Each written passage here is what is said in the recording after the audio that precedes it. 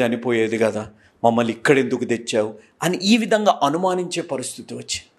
కానీ ఒక్క వ్యక్తి దేవుడు యందు విశ్వాసం చూపెట్టి దేవా అని ఒక్క మొర్ర పెట్టగా, నువ్వు మొర్ర పెట్టకు, ఆగకు, సాగిపో అనగా మానవుడు ఊహించండి ఏదైతే అడ్డుగా ఉందో, ఏదైతే ఆటంకంగా ఉందో, ఏ ప్రజలైతే ఊహించుకున్నారో, నేను చెప్పే మాట, ఏ ప్రజలైతే ఊహించుకున్నారో ఇంకా అయిపోయాము మన జీవితాల్లో అనే విధంగా, ఏ ప్రజల మధ్య అయితే ఒకరు ఇంకా భయాన్ని సృష్టించి, భయాన్ని పుట్టించి, భయాన్ని వ్యాపించే విధంగా ఒకడు మాటలు మాట్లాడబడుతున్నాయో, దేవుడు ఆ అనుమానాన్ని, ఎర్ర సముద్రాన్ని చీల్చి వారి జీవితాల్లో భయాన్ని దేవుడు తొలగించారు. దేవుడి నామానికి మహిమ కలుగును గాక.